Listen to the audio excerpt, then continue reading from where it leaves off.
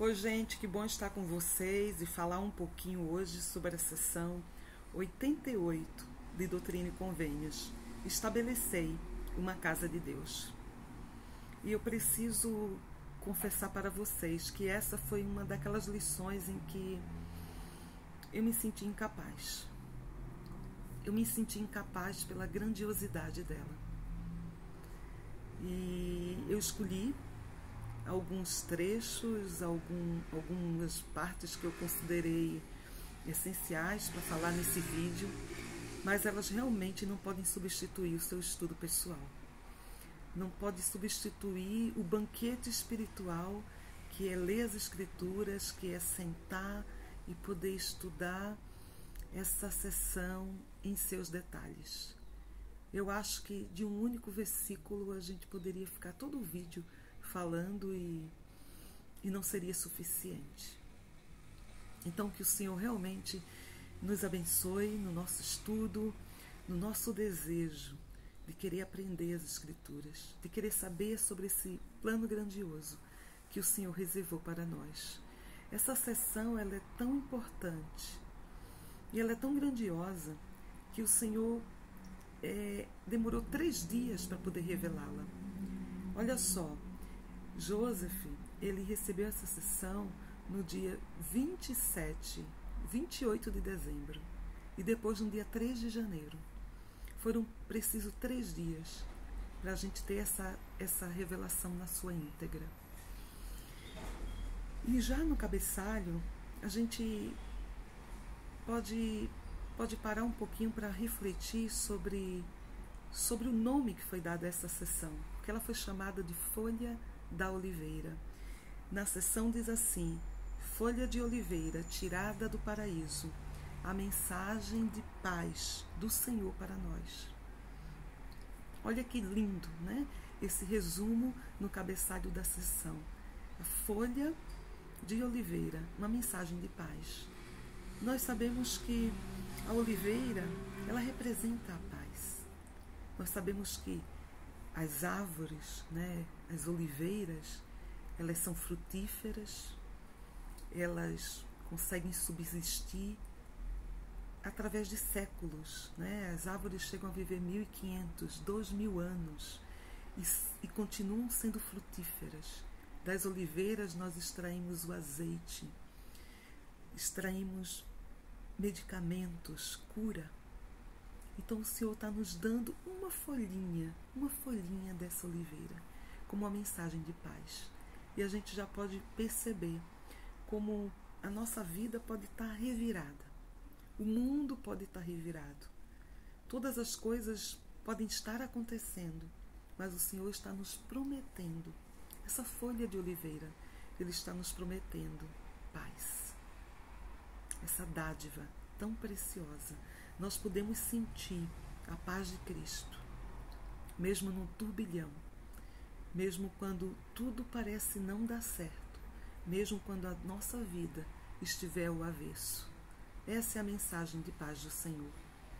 Outra coisa muito interessante é que ela é um contraste da sessão anterior de Doutrina e Convênios.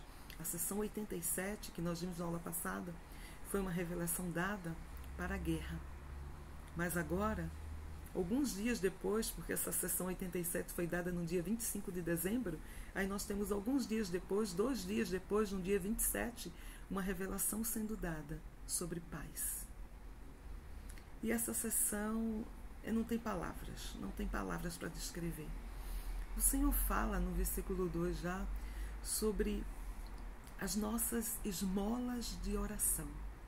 Ele fala que as esmolas de oração foram ouvidas, chegaram no céu, foram ouvidas naquele que é o Senhor de Sabaote, né? O Senhor dos exércitos. E elas foram registradas por anjos no reino celestial. Então olha que promessa linda com relação às orações, que muitas vezes não passam de míseras esmolas. Mas esses santos tiveram os seus nomes registrados no livro da vida eterna. Ou seja, eles foram santificados através de uma vida inteira. E agora eles têm a promessa do Espírito Santo da promessa de vida eterna. Então, nós já aprendemos, não poderemos chegar lá um dia, a não ser que façamos as nossas orações. Ainda que sejam esmolas, ainda que sejam muito pequenas, diante da grandiosidade que é o nosso Pai Celestial e o nosso Salvador, Jesus Cristo. Mas Ele nos escuta e Ele nos ouve. Ele também fala adiante sobre o Consolador. Ele fala que existe um Consolador e que nós sabemos que é o Espírito Santo.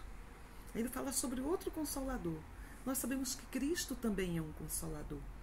Mas ele fala sobre um Consolador que tem esse poder de selar, que é o Espírito Santo da promessa. Uma das funções do Espírito Santo. Então, olha que promessa grandiosa para aqueles que forem fiéis, aqueles que forem valentes no testemunho de Cristo e aqueles que vencerem todas as coisas. Porque esses herdarão todas as coisas e poderão ter essa confirmação através desse Espírito Santo da promessa. Na nossa vida, muitas vezes, nós vamos parar e pensar, poxa vida, eu estou tão longe disso. Mas nós precisamos lembrar que o Senhor está falando nessa sessão, que Ele nos deu a luz de Cristo, Ele nos deu a sua lei. E tanto a luz de Cristo como a sua lei, elas vão nos ajudar a entender, porque nós precisamos deles, porque nós precisamos das leis, porque nós precisamos da luz de Cristo para sermos aperfeiçoados. E por mais distante que estejamos, o Senhor concedeu isso a todos os seus filhos. Então o Senhor não está nos julgando e dizendo, olha, esse vai conseguir ou esse não vai conseguir. Ele quer que todos nós cheguemos à sua presença. A vida eterna é para todos. Claro que vai depender do meu arbítrio. Claro que vai depender das minhas escolhas. O que eu me tornei, o que eu fiz com o meu tempo, que tipo de servo eu fui. É interessante quando o Senhor fala, que ele se refere, àqueles elders ali junto com Joseph, de amigos. E a gente fica pensando nesse processo de amigo, porque é um processo, ninguém se torna amigo de alguém de uma hora para outra. Quando a gente pensa nos nossos amigos, a gente lembra como nós conhecemos, quais foram as etapas para que eles se tornassem amigos e pessoas confiáveis e tão importantes na nossa vida. É a mesma coisa com o nosso Salvador. Tudo um processo. Um amigo, geralmente a gente serve. E assim, a gente começa sendo aquele servo. A gente começa sendo obediente. Depois a gente vai se tornando confiáveis. Depois, como o próprio Senhor diz, Ele fala que herdaremos todas as coisas, que somos seus filhos. E essa relação de amigo, de filho, que é muito próxima. Então, é esse o tratamento que o Senhor dá para aquelas pessoas que Ele tem ali em alta estima, amigos. Então, que nós possamos pensar, e como é que eu estou nesse relacionamento com o Salvador? Será que eu posso chamá-lo de amigo? Ou será que Ele pode me chamar de amigo? Será que eu sou confiável bastante? E a continuação ele fala sobre a luz de Cristo. E essas escrituras que falam sobre a luz de Cristo, elas impressionam.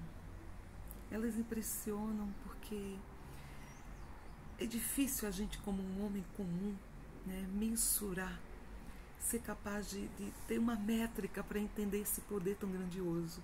Porque o que é a luz de Cristo? É o poder, é essa energia que emana de Cristo. Essa energia que criou todas as coisas.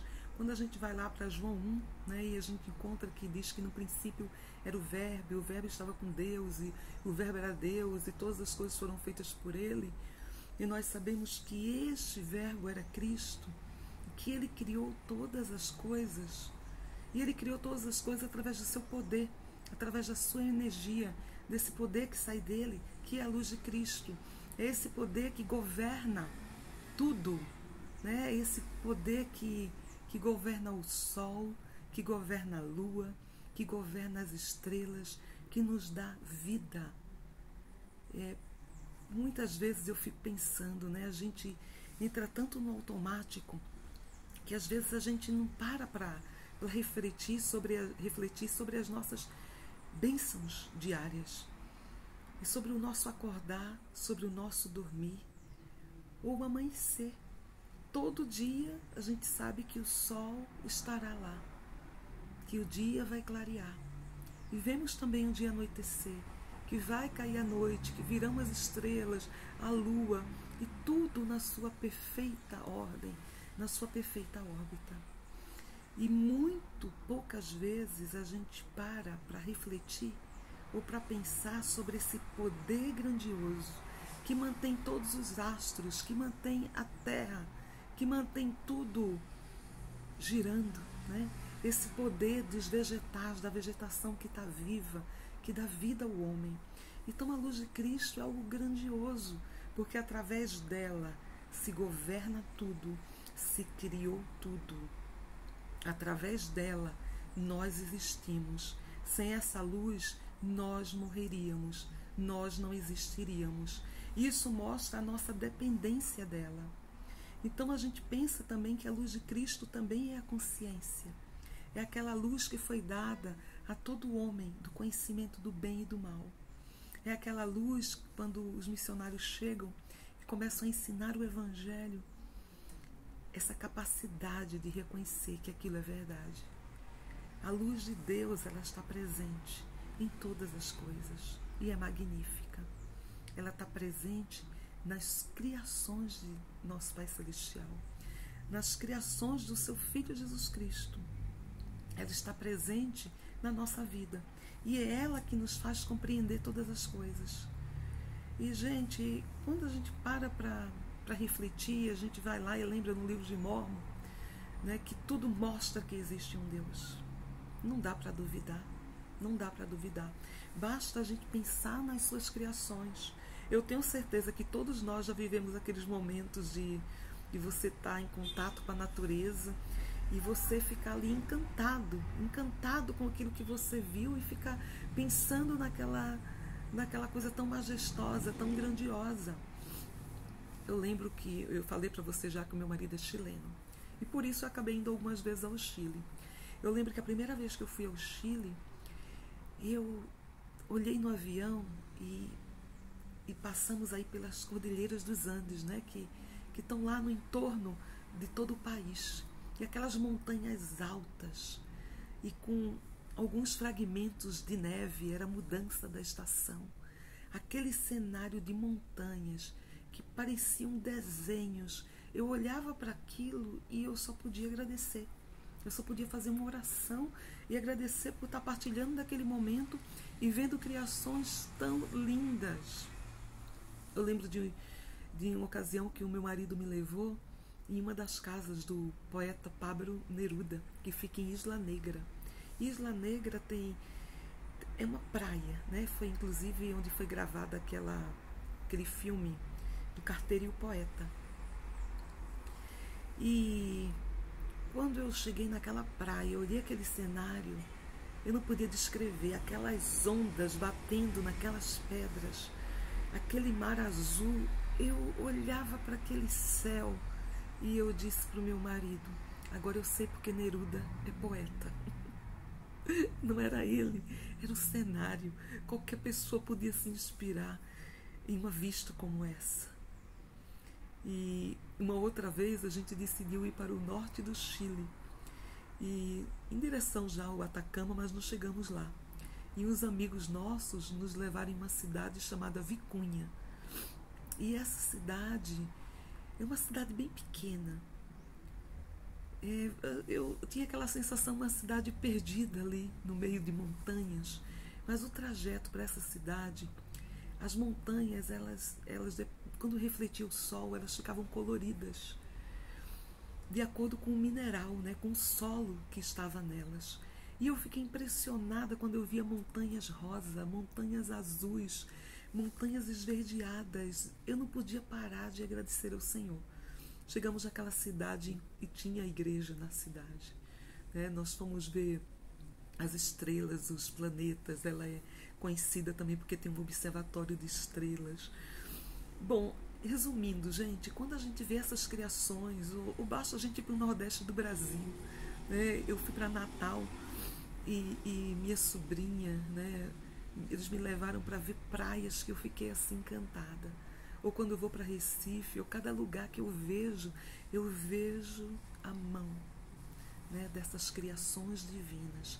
Eu vejo esse poder que é a luz de Cristo, que criou todas as coisas e que deu vida a todas as coisas.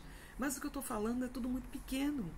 É muito pequeno quando a gente pensa no que eu estou falando de coisas que estão na Terra e o que existe fora da Terra e o que está além, o que está no cosmo, né? Não dá para a gente calcular. E o Senhor fala disso, porque Ele fala inclusive sobre a escola dos profetas. Ele fala que deveria existir a escola dos profetas e que essa escola deveria ser não somente para a instrução teológica, mas também uma escola para adquirir conhecimento. E o Senhor fala para adquirir conhecimento do que está na terra e do que está além da terra, e do que está aqui e o que está além do mar. O Senhor fala que todo conhecimento, toda a verdade precisa ser conhecida pelo homem. Todos nós precisamos ter conhecimento. E essa escola de profetas era a oportunidade desses homens, né, muitos deles simples, homens do campo, aprender e ter conhecimento. E a luz de Cristo é isso, ela nos dá compreensão, ela nos dá conhecimento. E aí eu encontrei no manual do Instituto, né, que também é conhecimento e que é um manual oficial da igreja. Os nossos institutos, os nossos seminários estão lá como uma fonte desse conhecimento. Eu encontrei uma citação que eu encontrei divina e não podia deixar de ler, que é do Elder. Só um minuto, gente. É do John Whitson, que ele fala assim: a teologia não é o único assunto que os élderes devem estar interessados. Eles devem estudar as coisas tanto do céu, astronomia, como da terra, tudo o que concerne ao cultivo do solo e debaixo da terra. Então ele fala sobre os minérios, sobre a geologia, as coisas que existiram, as histórias em todos os seus ramos, as coisas que logo acontecerão, as profecias, as coisas daqui e além mar, as políticas nacionais e estrangeiras. Isso me chamou muita atenção, porque às vezes eu vejo muitos membros da igreja dizendo: ai, nós não falamos sobre política. Isso não é verdade. Nós precisamos adquirir conhecimento de política, sim. E cada vez que nós formos votar, precisamos ler sobre os partidos políticos, sobre os seus planos, sobre os seus projetos. Nós precisamos ver essa sintonia com o Evangelho. Ele fala ainda: precisamos estudar sobre guerras, sobre perplexidades, sobre os julgamentos, sobre os sinais do tempo, pelos quais nós vamos poder observar que o Senhor está às portas. Um conhecimento também das nações, dos reinos, geografia física, política, idiomas, etc. O Senhor considera essa espécie de estudo necessária. É isso que a gente vê em Doutrina e Convênios 88, 80. Deus não requer que todos os seus servos sejam doutores, professores, nem profundos estudiosos de tais assuntos, mas sim que conheçam o suficiente a respeito deles, para estarem aptos a magnificarem seus chamados como seus embaixadores ao mundo. Gente, que citação linda! Nós precisamos adquirir conhecimento para estar aptos ao nosso chamado de ser embaixadores para o mundo. Nós precisamos ser uma luz para o mundo. E como poderemos ser essa luz sem conhecimento? Então, como foi dito, o Senhor não requer que a gente seja especialista em tudo, mas a gente pode buscar conhecimento com os melhores especialistas. Nós temos especialistas em todas as áreas. Nós precisamos realmente buscar conhecimento. O Senhor fala ainda que em Sião não há lugar para ociosos, né? Que o reino de Deus são de pessoas diligentes, pessoas que estudam. Nós podemos adquirir esse hábito. Tem muita coisa boa que foi escrita, muitos livros maravilhosos. É buscar conhecimento nos melhores livros, é reter o que é bom. Tudo isso vai nos ajudar numa próxima vida.